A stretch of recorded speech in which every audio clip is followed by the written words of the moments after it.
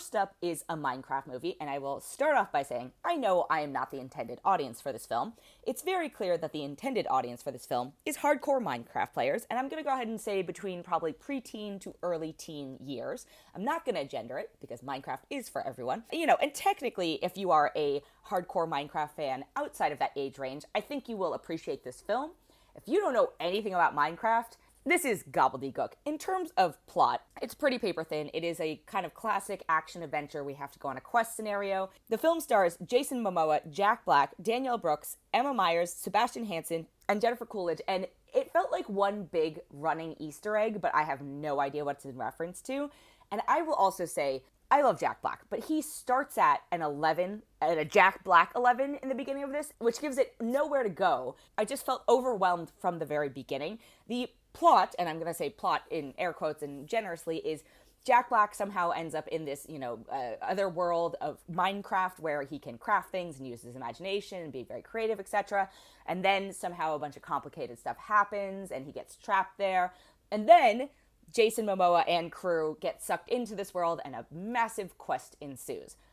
Relatively straightforward, certainly followable, but the mechanics within the world, and I'm not talking about the hey, you're building stuff within Minecraft world, but just, physics and the visuals and a lot of the references, I think are mostly dependent on a base level of knowledge of actual Minecraft. And so if you are like me and maybe academically from afar know a few things about it, you're like, I think this is a fill in the blank, but there's no appreciation for it. And then the humor and everything else is so aimed towards the highly specific, appreciative, I'm sure, audience. It becomes very easy to just sort of zone out during this. I also will say I am not a fan of the Minecraft visuals. I'm talking about the game in particular. I understand the logic behind it, and I understand that it is distinct, and it's a smart engineering feat, but they're being pretty faithful to the visuals of the game, and so bringing that onto the big screen, it didn't work for me. I find it very unappealing, and it also makes the humans stand out in a very aggressive way, and so watching that created this sort of cognitive dissonance where I was I don't want to look at these things. I don't know how else to describe it. I just was not interested visually in it. Story-wise, again, it's pretty rudimentary, but it's relatively rudimentary, but also somehow becomes convoluted in attempting to put all these Easter eggs and references in that I am sure hardcore audiences appreciate. I didn't get a chance to see this with clearly a hardcore audience because I've been seeing people reacting and saying hey, my kids love this or whatever it is.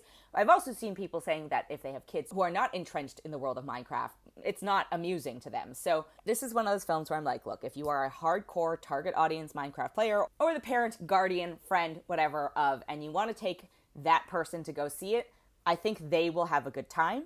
If you have no knowledge of this world, of this franchise, etc., this is not going to be for you. I think a similar comp, but that does it better, is something like Jumanji, also starring Jack Black, in which, if you don't know the original film Jumanji, there are some Easter eggs that enhance the experience, but it's not caught up in being super faithful to some sort of source material. Visually, they are different, so I won't compare them there, but, I think maybe that is something that closer to what I was expecting, and instead I got this barrage of energetic stuff and people are on different wavelengths. Energy-wise, Jason Momoa is doing this kind of hardcore tough guy thing who's also a loser, but he's Jason Momoa, and you're I don't know about this casting in that sense. Congrats, your charisma passes through. One of my biggest questions about this film, and this is not a major spoiler, it's in the trailers, etc., but the kids in this, how old are they supposed to be? Because Emma Myers plays the older sister of Sebastian Hansen's character, and they have to move to a small town, and she is his guardian. But he's, let's say middle school, high school. She looks maybe 18. Actually, she looks about the same age as him probably. So I'm what world are these poor children living in? And I get why they would want to escape to Minecraft if that's the case. But I'm there's a backstory here that feels darker and maybe more interesting than what we get. Anyway, like I said, hardcore fans, eat your hearts out. Everybody else, no. And I know it has made a lot of money. And so there might be a morbid curiosity to go see it. That's on you, but I am warning you that unless you have the base knowledge, it feels too frenetic of an experience. For an average theater goer, I'm only going to give this a 2.6 out of 5.